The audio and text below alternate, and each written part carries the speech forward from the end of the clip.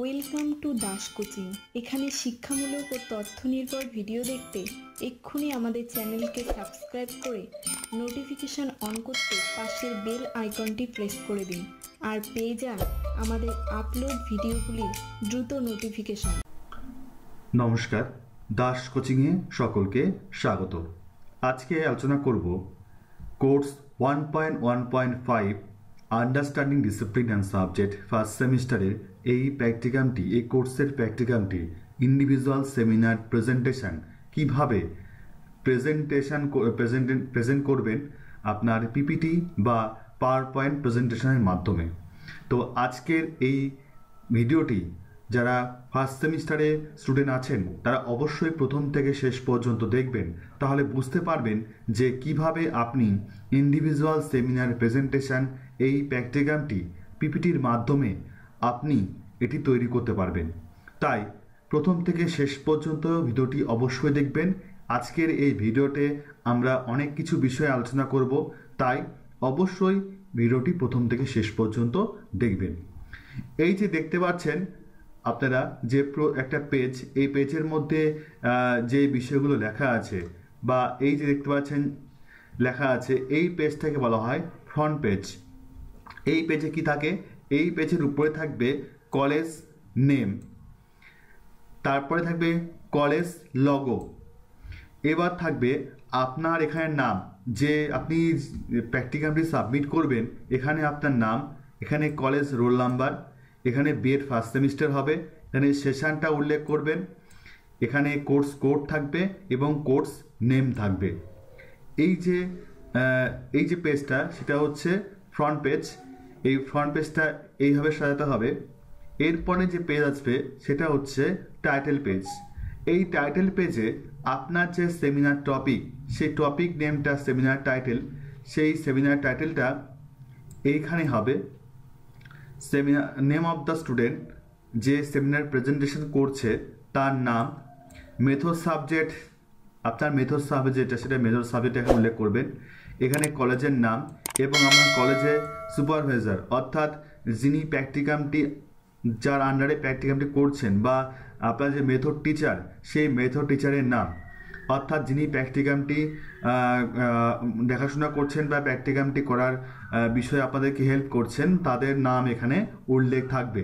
এই পেজটা হচ্ছে টাইটেল পেজ। এখানে আমরা সেমিনার টাইটেলটাকে বেশি গুরুত্ব দিব, কারণ এখানে যে টপিকের উপর সেমিনার করব সেই সেমিনার টাইটেলটা যেন স্পষ্ট বোঝা যায়। এরপরে যে পেজটা হবে সেটা হচ্ছে অ্যাবস্ট্রাক্ট। সেটা কি? Abstract page. সমস্ত সেমিনারের ক্ষেত্রে, সমস্ত পিপিটির ক্ষেত্রে একই নিয়মে এইভাবে পেজগুলো সাজাতে হবে। প্রথমে হবে ফ্রন্ট পেজ, তারপর টাইটেল পেজ, তারপর অ্যাবস্ট্রাক্ট পেজ। এরপরে আরও যে পেজগুলো আছে সে সম্পর্কে আমি আলোচনা করছি। অ্যাবস্ট্রাক্ট পেজে কি হবে? অ্যাবস্ট্রাক্ট পেজে আপনি যে প্র্যাকটিকামটি বা যে টপিকটা নিয়েছেন সেই টপিকটা সম্পর্কে এখানে লিখতে হবে। অল্প করে মাথায় রাখবেন যে এই যে পিপিটি করছেন, এই পিপিটির মধ্যে বেশি কথা দেওয়া যাবে না। এখানে মূল কথাগুলোকে এখানে উল্লেখ করতে হবে এবং লেখাগুলো যেন বেশ বড় বড় হয়। এটি যখন প্রেজেন্টেশন করা হবে ল্যাপটপে বা প্রজেক্টরে, যেন প্রথম থেকে শেষ পর্যন্ত সমস্ত শিক্ষার্থীরা বা আপনাদের কলেজের সমস্ত সহশিক্ষার্থীরা এটা যেন দেখতে পায়। কারণ যেহেতু কলেজে প্রেজেন্টেশন হবে, সেক্ষেত্রে যেন সকলে এটা বুঝতে পারে যে আপনি কোন টপিকটা উল্লেখ করছেন। এবং মাথায় রাখতে হবে সেমিনার প্রেজেন্টেশনে যেটা আপনি ওখানে শো করছেন সেই সম্পর্কে আপনাকে মুখে বলতে হবে। অর্থাৎ আপনি যে পিপিটি তৈরি করছেন, সেটা পিপিটি আপনি তৈরি করছেন এবং সেই টপিক সম্পর্কে ডিটেলস যে বিবরণ, সেই বিবরণটাকে আপনাকে খাতায় লিখতে হবে, যে আপনি যে পিপিটি করছেন তার ডিটেলস বিবরণটা লিখতে হবে। কারণ আপনি যখন প্রেজেন্টেশন করবেন সেই ডিটেলসটা কিন্তু তাদের সামনে উপস্থাপন করতে হবে। এখানে থাকবে মূল বিষয়টা।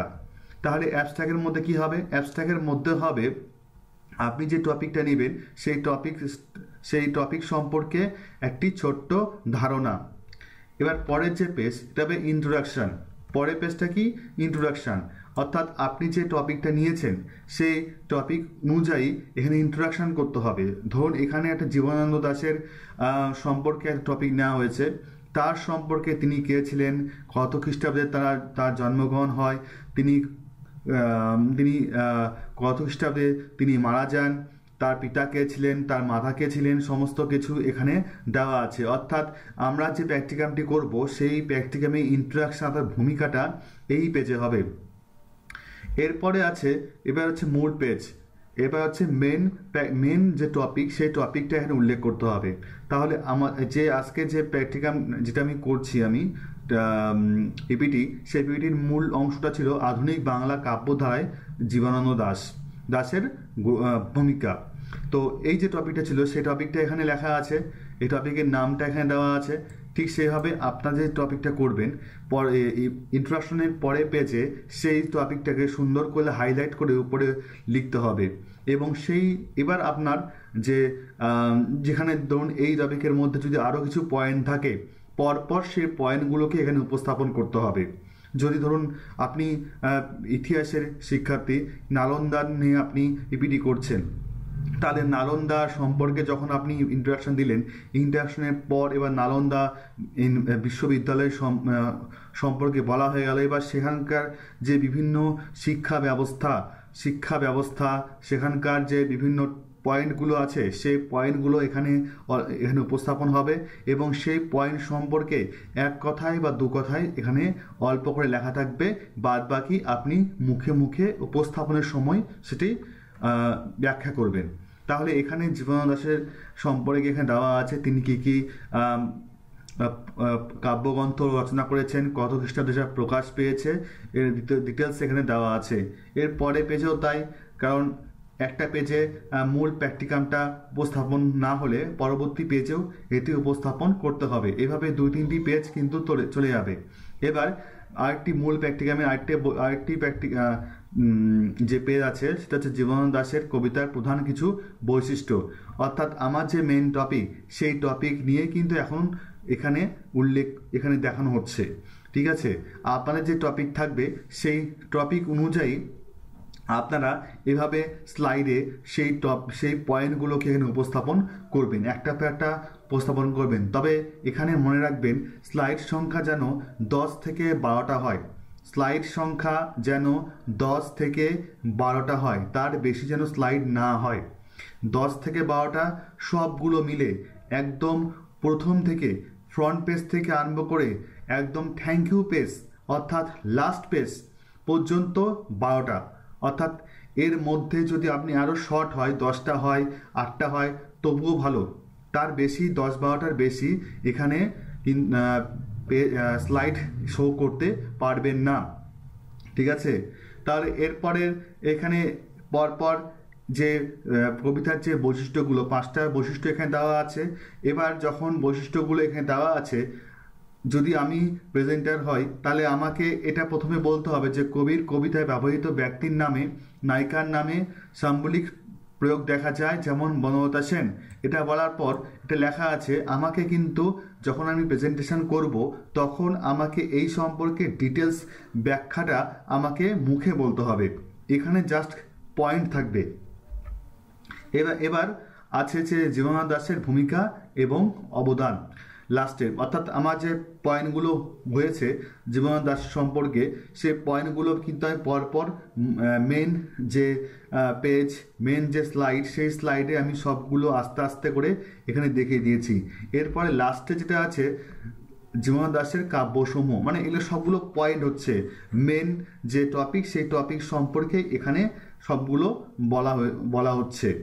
ঠিক আছে, এই সবগুলো এভাবে আস্তে আস্তে চলে আসবে এবং লাস্টে আসছে রেফারেন্স, লাস্টে সবার পরে আসবে রেফারেন্স, অর্থাৎ আপনি যে প্র্যাকটিকামটি বা আপনি যে পিপিটিটা করছেন সেই পিপিটি করতে গেলে আপনি কি বুক ইউজ করছেন, কোন ওয়েবসাইট ইউজ করেছেন, কোথা থেকে তথ্য সংগ্রহ করেছেন, ডিটেলস এখানে দেওয়া থাকবে।